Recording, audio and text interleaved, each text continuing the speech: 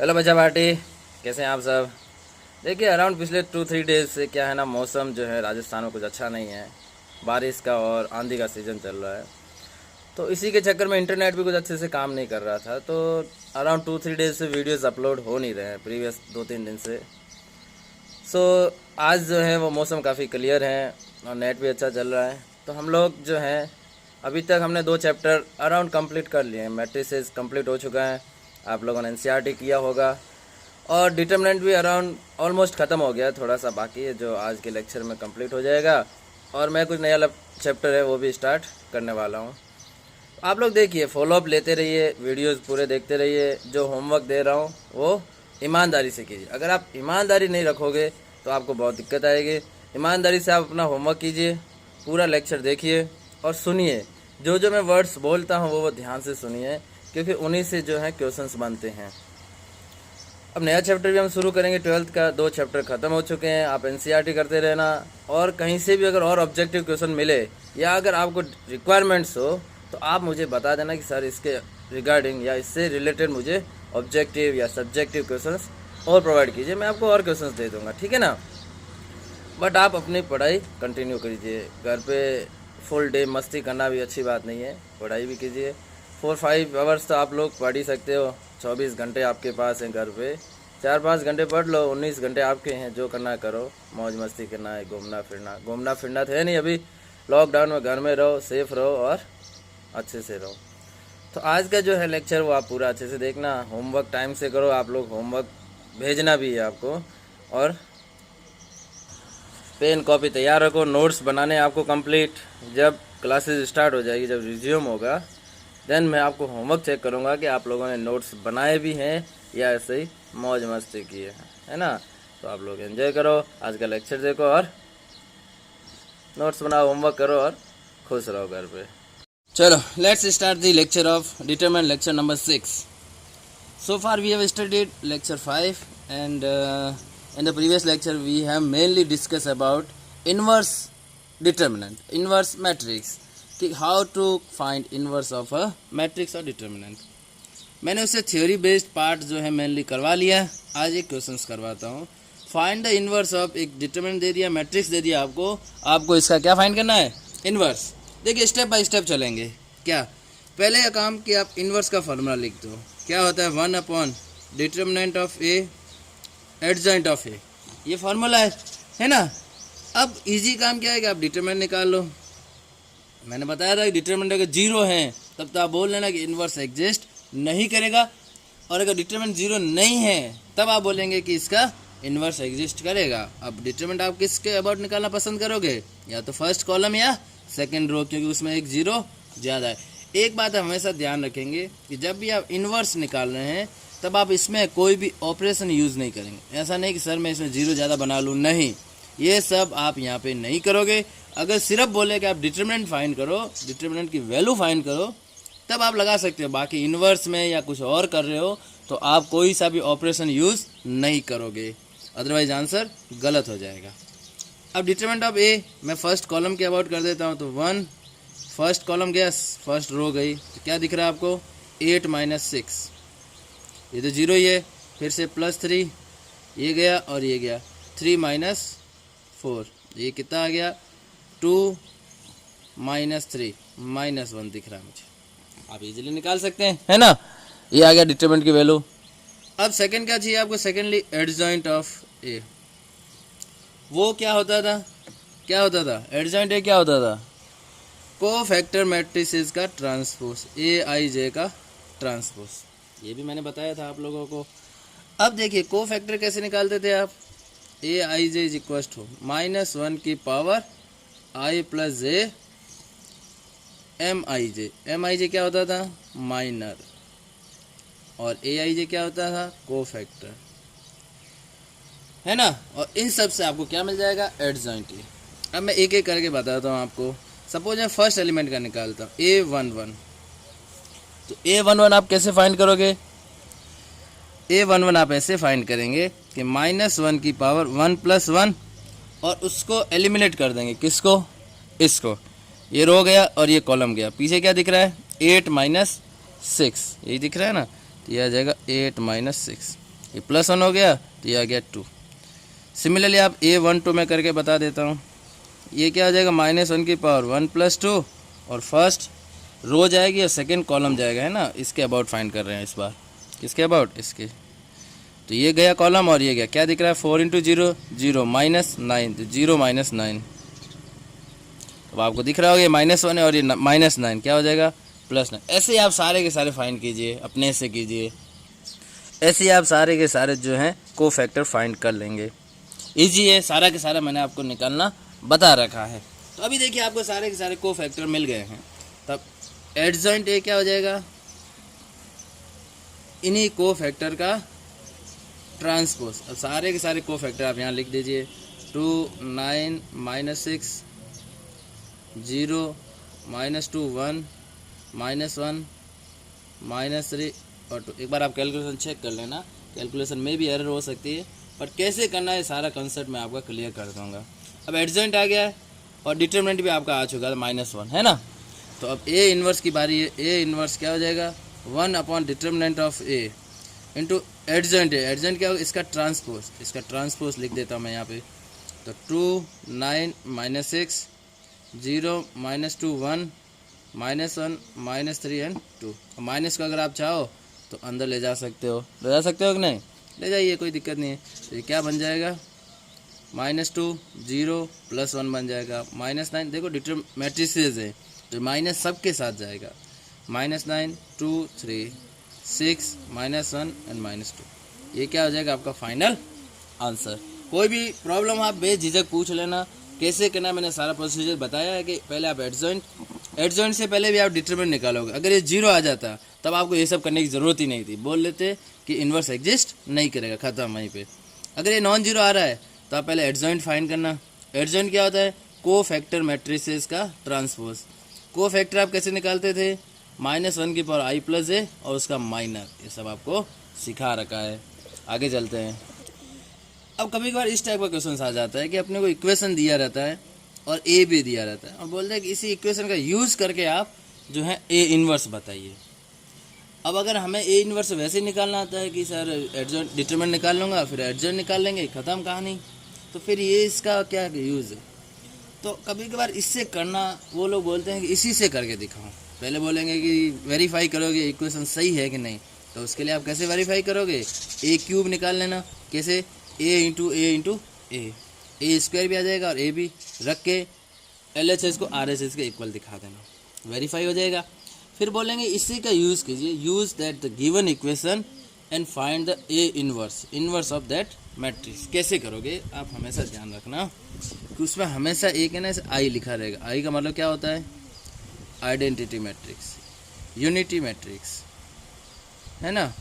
तब आप क्या करो ना, दोनों साइड LHS और RHS में ए इन्वर्स से मल्टीप्लाई करो, आपकी कैलकुलेशन भी आसान हो जाएगी और आपका काम भी हो जाएगा। हमेशा ऐसे ही करना आप लोग। Equals to A inverse into, देखिए मैंने अगर ए इन्वर्स इस साइड आगे लिखा तो इस साइड भी मैं आगे ही लिखूंगा। प्री और पोस्ट का आप हमेशा ध्यान रखना। अगर आप आगे मल्टीप्लाई कर रहे हो तो यहाँ पे भी आगे, अगर आप यहाँ पे पीछे कर रहे हैं, आगे कर रहे हैं, तो आप लिखेंगे प्री मल्टीप्लिकेशन, और अगर आप पीछे कर रहे हैं तो आप क्या लिखोगे, पोस्ट मल्टीप्लिकेशन। ठीक है ना।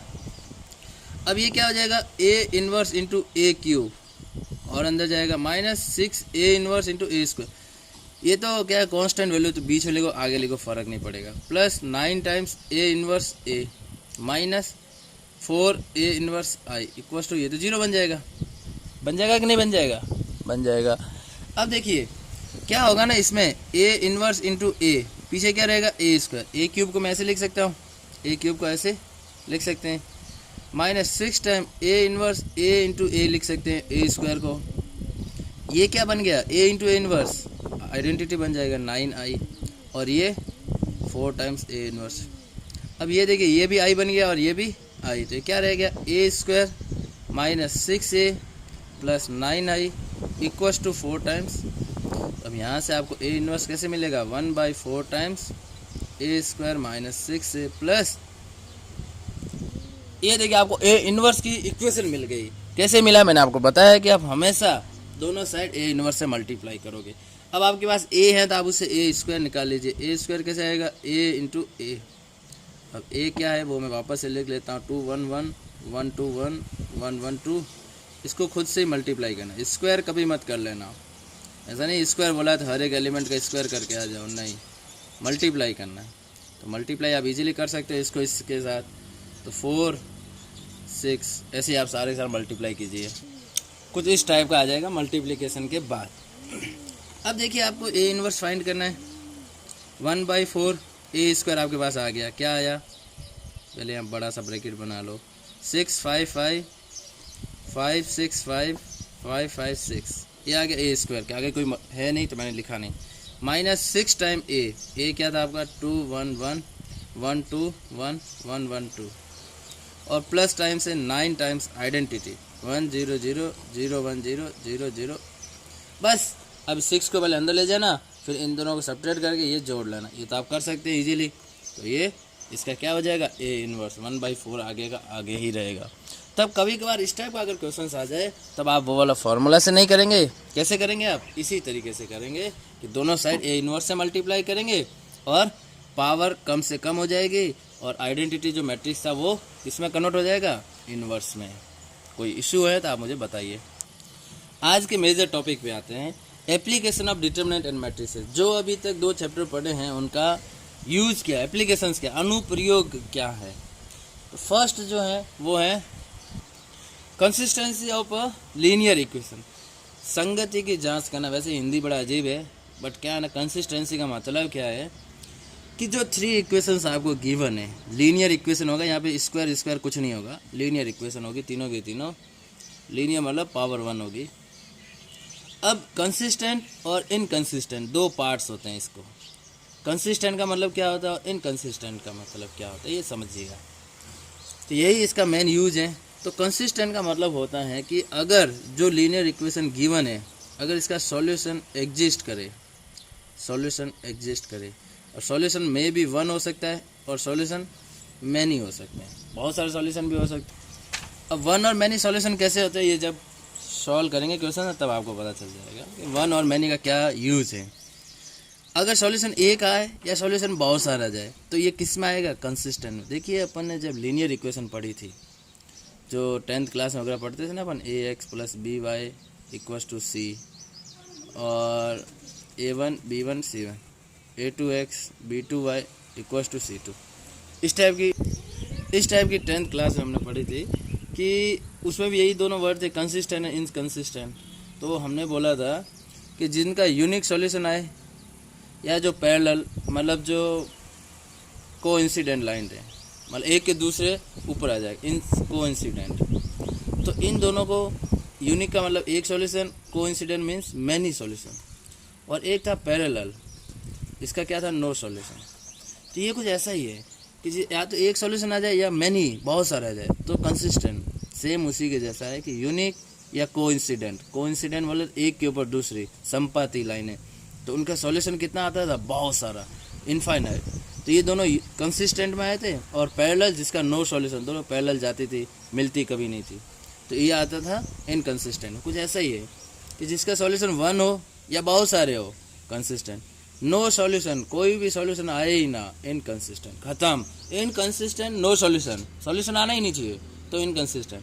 सॉल्यूशन आ रहा है, भले 1 आए, 2 आए, 5 आए, 1000 500 करोड़, तो वो कंसिस्टेंट में आएगा।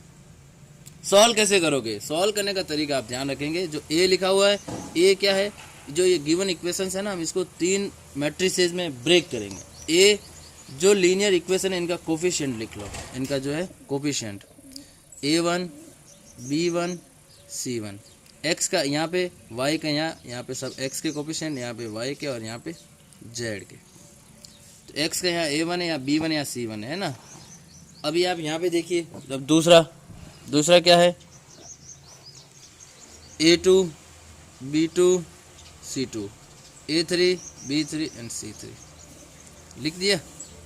अब x क्या है ना, x मैट्रिसेस वो है कि इसमें वेरिएबल क्या है, तो वेरिएबल क्या है, x y एंड z, यही वेरिएबल्स है। b क्या है ना कि सामने जो है कांस्टेंट वैल्यू क्या है। देखिए आप हमेशा ध्यान रखना है, जो कांस्टेंट वैल्यू है ना वो इक्वल्स टू के इसी साइड होनी चाहिए, इस साइड नहीं होनी चाहिए। अगर इस साइड है तो आप पहले उसको पकड़ के इस साइड ले आइए। तो जो वैल्यूज़ हैं उसको यहाँ पे लिख दीजिए, d1 d2 D3। अब मैं इसको है ना जो इक्वेशन लिखी हुई है इनको मैट्रिक्स के मल्टीप्लिकेशन में ब्रेक करता हूँ। देखिए तो ये कुछ इस टाइप से लिखा हो AX इक्वल्स टू B। अगर आप इसको A को यहाँ रखो, X को यहाँ रखो, मल्टीप्लाई करोगे ना तो जो ये लीनियर इक्वेशन है ना वो यही आ जाएगी। सॉल्व कैसे करेंगे? अब इससे तो कुछ मिला नहीं ना। अब देखो आपको मिल गया कि AX is equals to B। आपको क्या फाइंड करना? X। तो X फाइंड करने से ही तो XY Z की वैल्यू आ जाएगी। तो मैं क्या करूँगा, इसको दोनों साइड प्री मल्टीप्लीकेशन करूँगा। किससे? A इनवर्स से। दोनों साइड में यही करूँगा, A इनवर्स। तो अब ये दोनों मिलके क्या बन गया? Identity matrix. और ये A इनवर्स B। आइडेंटिटी से तो वापस X ही आ जाएगा।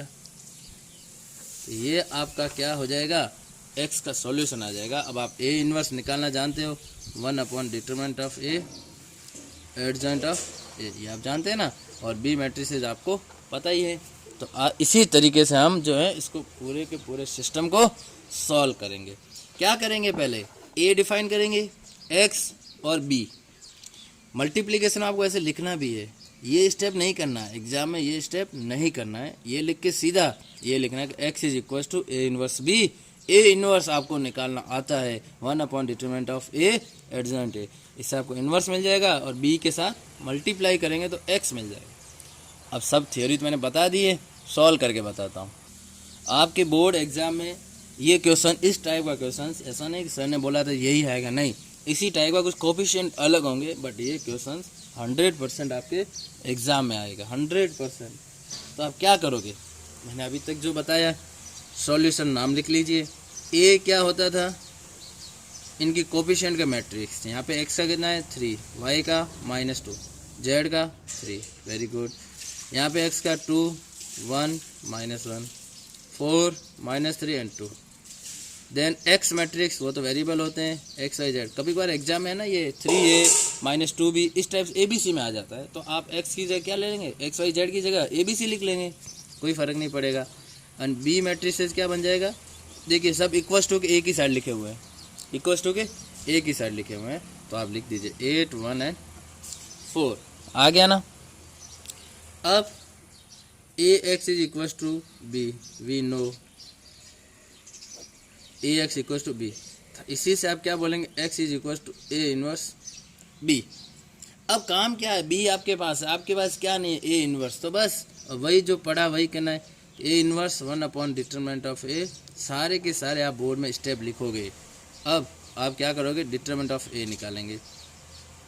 अब इसमें कहीं पे भी जीरो नहीं है, तो आप किसी भी के भी अबाउट एक्सपांड करो। रो 1 के अबाउट मैं एक्सपांड कर लेता हूँ। कितना आ जाएगा? 2 -3 माइनस माइनस +2 बन जाएगा, ये गया 4 + 4 एंड फिर +3 तो -6 -4, तो कितना आ जाएगा? -3 + 16 और ये बन जाएगा -30। तो ये आपके पास जो है आंसर आ जाएगा -70। ये क्या आ गया? डिटरमिनेंट की वैल्यू आ गया। आप चेक कर लेना, कोई बात नहीं। कैलकुलेशन में भी एरर हो सकती है, बट कैसे करना है, कॉन्सेप्ट क्या है, आपको एग्जाम में कैलकुलेशन भी एरर नहीं करना है। कैलकुलेशन एरर करोगे तो आंसर ही गलत आ जाएगा। लेकिन कैसे करोगे, सारे स्टेप्स आप अच्छे से लिख लेना। आ गया ये। और उसके बाद 1 सेकेंड एडजॉइंट ऑफ ए का निकाल लेंगे। कैसे निकालना सिखाया आपको? AIJ का जो को फैक्टर था उसका ट्रांसपोज। अब आप AIJ सब निकाल के मुझे बताइए कि इसकी को फैक्टर मैट्रिसेस क्या आ रही है। मैं सीधा लिख देता हूँ को फैक्टर मैट्रिक्स। देखो आ गया अपने पास, एडजॉइंट भी आ गया, उसका ट्रांसपोज भी मैंने ले लिया है ना। एडजॉइंट मैट्रिक्स आ गया, ट्रांसपोज ले लिया। अब आपको A इनवर्स आ गया। A इनवर्स कैसे आएगा? इसको डिटरमिनेंट को डिवाइड कर देंगे, 1 - 17 और ये हो गया -1 -5 -1 -8 -6 9 और -10 1 एंड 7। बस अब सिंपल सा रह गया कि x is equal to A inverse B। A inverse को माइनस को आप अंदर ले जाइए, बेटर रहेगा। 1/17 तो सब माइनस वाले प्लस बन जाएंगे। 8 6 -9 10 -1 एंड -1 इंटू B। B क्या था आपके पास? 8 1 4। ये किसके इक्वल आ जाएगा? x। x बोला तो x y एंड z। ये बन जाएगा ना। अब इसका मल्टीप्लाई आप कर लीजिए 1/17, एक 1x3 का मैट्रिक्स है, 3x1 का। तो आप मल्टीप्लाई कर लीजिए, क्या आ रहा है 8, 5 और 4 ऐड कर लीजिए 13 और 17, 17 आ रहा है। y क्या आ जाएगा 64 + 6 70, 70 - 36। ये देखिए मल्टीप्लिकेशन के बाद ये आ रहा है। तब आप क्या करो ना 17 को अंदर ले जाइए तो क्या बन जाएगा 1, 2 और 3। अब जस्ट कंपेयर कीजिए x = 1, y = 2, z = 3। तो आपका फाइनल आंसर क्या हो जाएगा x = 1, y = 2 और z = 3। देखो इसका सॉल्यूशन एग्जिस्ट कर रहा है, मीन्स ये सिस्टम कैसा है, कंसिस्टेंट सिस्टम है। तो आप ध्यान रखेंगे हमेशा कि कैसे करना है, आपको सारा स्टेप्स मैंने बता दिए हैं। फाइनल आंसर भी ऐसे ही लाना है, x = 1, 2 और 3। कुछ भी आ सकता है 1, 2, 3 तो इसमें आया है, आपका कुछ और भी आंसर आ सकता है। कभी कभी एग्जाम में जो क्वेश्चन है वो थ्योरेटिकली आ जाता है, जैसे लीनियर इक्वेशन दी हुई नहीं होती, आपको बनानी होती है। मैं आपको लीनियर इक्वेशन बना के देता हूँ, आप सॉल्व कर लेना। ये इसका अगर हिंदी रिक्वायरमेंट हो तो ये एग्जाम्पल 29 है, आप देख लेना कैसे करना है। कि देखिए द सम ऑफ 3 नंबर, तो पहले आप 3 नंबर मान लीजिए x, y and z। 3 number मान लिए। अब इनका सम दिया हुआ, तो सम का मतलब क्या होता है एडिशन, x + y + z 6 दिया हुआ है ना। अब क्या है सेकेंड लाइन पढ़िए, if you multiply third number by 3, third number को 3 से मल्टीप्लाई करना। थर्ड नंबर क्या है z, इसको 3 से मल्टीप्लाई करना, कर दिया। And add in second number, second number क्या था y में ऐड कर रहे हो, तो ये जो सम आ रहा है वो आ रहा है 11। 2 इक्वेशन मिल गई, तीसरी चाहिए। तीसरी कहाँ से आएगी, वो यहाँ से by adding first number, by adding first क्या है x and third number, first और थर्ड को ऐड करने से वो सेकेंड का डबल आ रहा है 2y। अब इसको रीअरेंज कर लीजिए, x + y + z = 6, y + 3z = 11 और x - 2y + z = 0। सारे के सारे मैट्रिक्स लिख लीजिए। a क्या हो जाएगा कोफिशिएंट मैट्रिक्स 1, 1, 1, 1, 0, 3, 0 क्योंकि इसमें नहीं x नहीं है इसलिए x 0 हो जाएगा, 0, 1, 3। और ये 1 - 2, 1, 1 सेकेंड x तो 1 सेकेंड x, y, z ही है। एंड b क्या आ जाएगा आपके पास 6, 11 एंड 0, क्योंकि इस साइड कुछ नहीं है इसलिए यही आ जाएगा। अब इसको आगे सॉल्व कर लेना, ax = b, x = a inverse b, inverse find करके आप आगे सिंप्लीफाई कर लेना। डिटरमिनेंट का लास्ट टॉपिक है singular and non singular determinant. देखो नाम है एक इकाई, दूसरे का और इकाई बोल लो या कुछ ऐसा बोल लीजिए। मतलब क्या है इसका, सिंगुलर और नॉन सिंगुलर, देखो वर्ड से ही मतलब है कि अगर जिसका डिटरमिनेंट 0 हो इसको बोलेंगे सिंगुलर मैट्रिक्स, और अगर नॉन 0 हो तो नॉन सिंगुलर। अगर एग्जाम में लिखा जाए कि कोई डिटरमिनेंट नॉन सिंगुलर है तो नॉन सिंगुलर का ही आप इन्वर्स एग्जिस्ट करवाना, अगर सिंगुलर का इन्वर्स एग्जिस्ट नहीं करेगा। ये वर्ड अगर हो तो आप ध्यान रखना। होमवर्क में क्या है ना, एक तो आपको डिटरमिनेंट पूरा करना है, बट आपको जो मुझे सेंड करना है वो है एक्सरसाइज लास्ट वाली मिसलेनियस के जस्ट पहले की, जिसमें सारा का सारा जो है वो लीनियर इक्वेशन के बेस्ड हुए सवाल हैं। वो सारी एक्सरसाइज सॉल्व करके मुझे भेज देना, आप लोग फटाफट कीजिए।